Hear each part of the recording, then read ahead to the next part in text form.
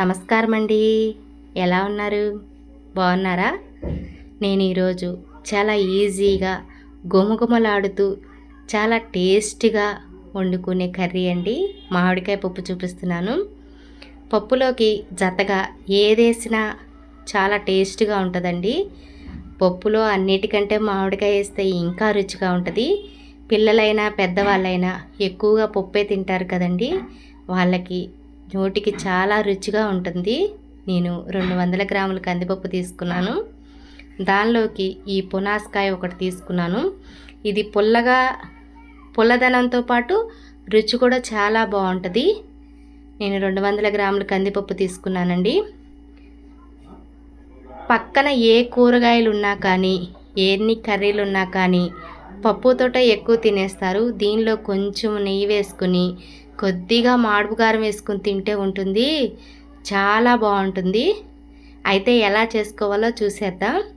నేను ఈ కందిపప్పుని 2 సార్లు కడిగాను మంచినీళ్ళతోటి.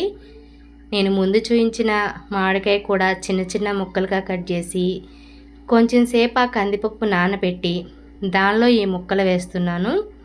ఇలానే నేను గ్లాస్తో కొలిసానండి. కందిపప్పు 1 గ్లాస్ ఉంది. అది ఉడకటానికి 2 గ్లాసుల బావు నీళ్లు పోసాను. దానిలోనే తొడాలు తీసి మంచిగా కడిగిన పచ్చిమిర్చి 4 వేసాను. పండిని వేసినా చాలా బాగుంటుందండి. పసుపు కొంచెం వేసాను. అలానే పప్పు ఉడకటానికి నూనె కొంచెం వేసాను.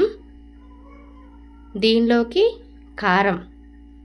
కారం కొంచెం మంటగా ఉండాలి, ఎక్కువ వేసినట్టు కనిపించకూడదండి. చూడండి ఎంత వేసానో, చాలా టేస్ట్గా ఉంటుంది. దీనిలోనే కొద్దిగా వెల్లుల్లి, ఉడికేటప్పుడే వెల్లుల్లి వేస్తే ఆ ఉడికిన తర్వాత పప్పు చాలా టేస్ట్గా ఉంటుంది. ఇవన్నీ కలిపి నేను కుక్కర్ మీద 4 విజిల్స్ వచ్చేదాకా ఉడికించాను. ఇదిగోండి ఉడికిపోయింది.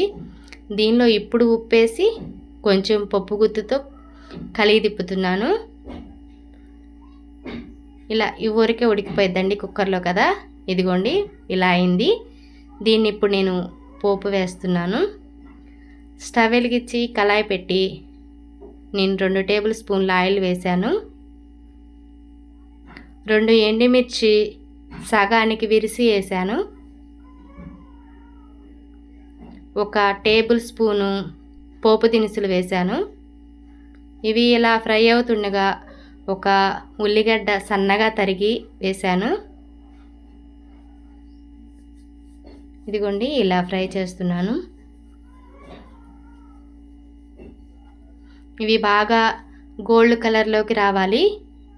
కరివేపాకు అప్పటికప్పుడు చెట్టు నుంచి కోసింది. అయితే నేను పోపులో వేయట్లేదు ఈ కరివేపాకుని. ఈ పోపు బాగా వేగిన తర్వాత చాలా రుచిగా ఉంటుందండి. ఎన్ని కూరలు ఉన్నా కానీ ఇదే తినాలనిపించింది. కొత్త వాళ్ళకైతే చాలా ఈజీగా ఉంటుంది. మీకు నచ్చిందనుకోండి లైక్ చేసి సబ్స్క్రైబ్ చేయండి. ఈ పోపులో నేను ముందుగా కలిపి పెట్టిన పప్పును వేస్తున్నాను. స్టవ్ ఆపేసాను. ఇప్పుడు నేను కరివేపాకు వేస్తున్నానండి. కరివేపాకు పచ్చి పచ్చిగా ఆ స్మెల్ తగులుతూ ఉంటేనే తినటానికి చాలా టేస్టీగా, మూత తీయంగానే గుమగుమలాడుతూ ఉంటుంది. పోపులోనే 1 వెల్లుల్లి నలగొట్టి వేసిన ఇంకా స్మెల్ వస్తుంది. చూడటానికి కూడా బాగుంటుంది. చూడండి పప్పు అయితే రెడీ అయిపోయింది. ఇది వేడి వేడి అన్నంలో కోడిగుడ్డట్టు వేసుకున్నా లేదంటే కాకరకాయ కారంతో తిన్నా చాలా బాగుంటుందండి. మీకు నచ్చిందనుకోండి చాలా ఈజీగా. పప్పు అంటే అబ్బో పప్పు చాలా టైం పట్టుద్ది, ఇప్పుడు ఎక్కడ ఉడికించాలి అనుకునే వాళ్ళకి చాలా ఈజీగా ఉంటుంది. మీకు నచ్చితే లైక్ చేయండి.